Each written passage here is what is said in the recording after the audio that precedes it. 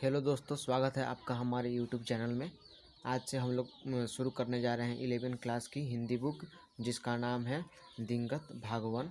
दोस्तों, हम लोग आज से 11 क्लास की हिंदी का बुक पढ़ना शुरू करते हैं।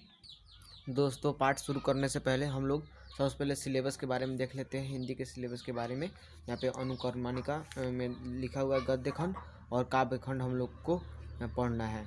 गद्य खंड में फर्स्ट चैप्टर है पूस की रात, जिसको प्रेमचंद्र के द्वारा लिखा गया है और यहाँ तक अंत में होता है गांव के बच्चों की शिक्षा, जिसे कृष्ण कुमार ने लिखा हुआ है। और काव्य खंड में पहला चैप्टर है पद, जिसको विद्यापति ने लिखा हुआ है और यह मातृभूमि तक आके समाप्त हो जाता है, जिसे अरुण कमल ने लिखा हुआ है। दोस्तों, अब हम आज लोग पढ़ेंगे पूस की रात, जिसको प्रेमचंद्र ने लिखा है। दोस्तों, पूस की रात कहानी शुरू करने से पहले हम लोग सबसे पहले देखते हैं प्रेमचंद्र के बारे में। ठीक है, इनका प्रेमचंद्र का जन्म 31 जुलाई 1880 में हुआ। इनका निधन 8 अक्टूबर 1936 ईस्वी में हुआ। जन्म स्थान ग्राम लहमी, बनारसी, उत्तर प्रदेश। इनका मूल नाम था धनपत राय। आरंभिक लेखन नवाब राय के नाम से। जब इन्होंने लेखन आरंभ किया था तो नवाब राय के नाम से इन्होंने आरंभिक लेखन आरंभ किया था। इनके माता पिता का नाम आनंदी देवी एवं मुंशी अजायब राय है। इनकी शिक्षा 1910 में इंटर, 1919 में बीए। इनकी वृत्ति यानी इन्होंने जीवन यापन के लिए कौन कौन से काम किए: प्राइवेट ट्यूशन अध्यापक की, जिला बोर्ड की सब इंस्पेक्टरी, जालियांवाला बाग हत्याकांड और असहयोग आंदोलन छिड़ने पर सरकारी नौकरी छोड़ी।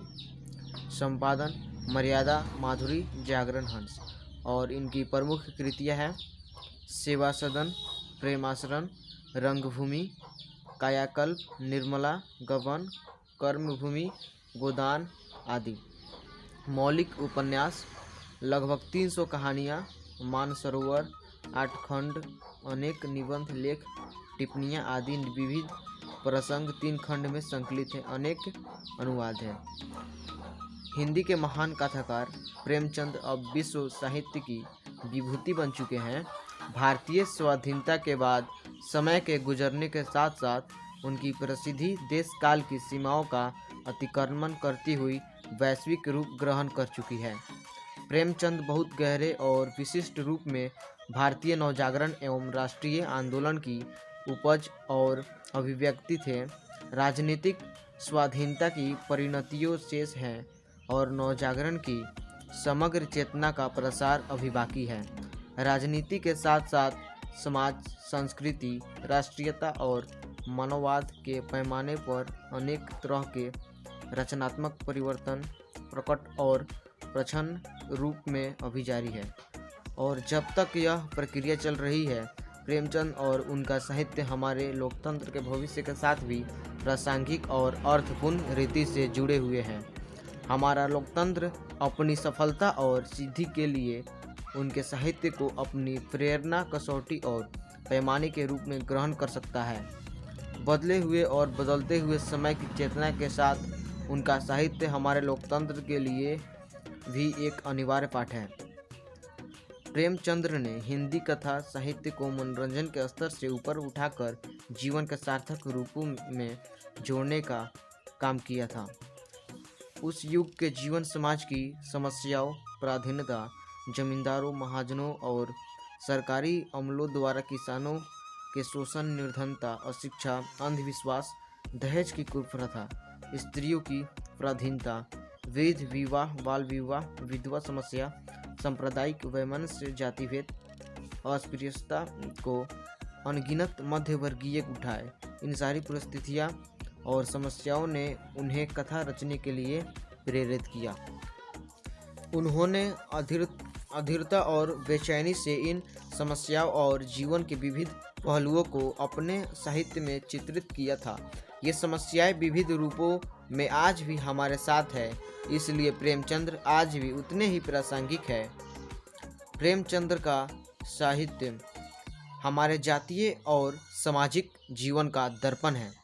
वह हमारे संक्रमणशील समाज के अंतः संघर्षों तथा उसकी जिजीविका का साक्ष्य भी है। प्रेमचंद मुख्य रूप से किसानों के लेखक हैं। यहाँ प्रस्तुत कहानी पूस की रात, जो उनकी श्रेष्ठ कहानियों में शामिल की जाती है, एक छोटे किसान की है। एक और वह व्यवस्था जिसमें रात दिन हाड़ गलाकर भी वह जाड़ों से बचने के लिए कंबल नहीं खरीद पाता, तो दूसरी ओर पूस की वह कड़कड़ाती ठंड जिसका प्रतिकार करने के लिए उसके पास जरूरी सुविधा और साधन नहीं।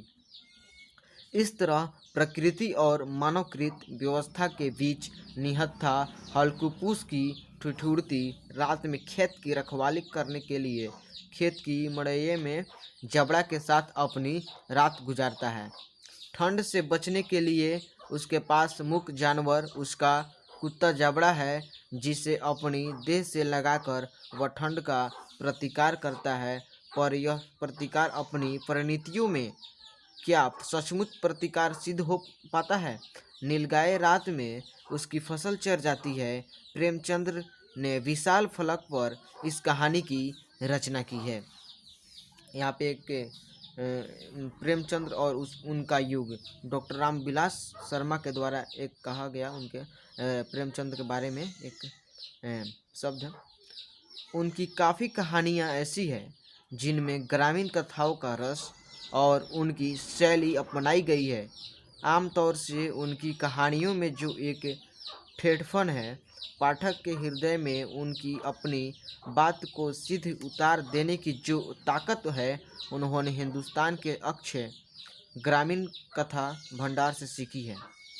प्रेमचंद्र की कहानियाँ केवल मनोरंजन के उद्देश्य से नहीं लिखी गई है, उन सभी में कोई न कोई सुझाव, जीवन के प्रति नया दृष्टिकोण, किसी समस्या का हल जरूर मिलता है।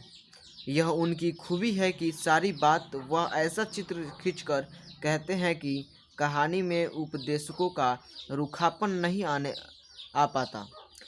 उनके चित्र बड़े ही सजीव होते हैं, मानो घटना आंखों के सामने हो रही हो। उनकी शैली की चित्रमयता, भाषा पर असाधारण अधिकार, चरित्र चित्रण का कौशल और हर जगह व्यंग्य और हाथ से ढूंढ लेने की क्षमता उन्हें एक प्रभावशाली कलाकार बनाती है। उनकी सहृदयता और मानव प्रेम उन्हें जनता का प्रिय कलाकार बनाती है। प्रेमचंद और उनका युग डॉक्टर रामविलास शर्मा।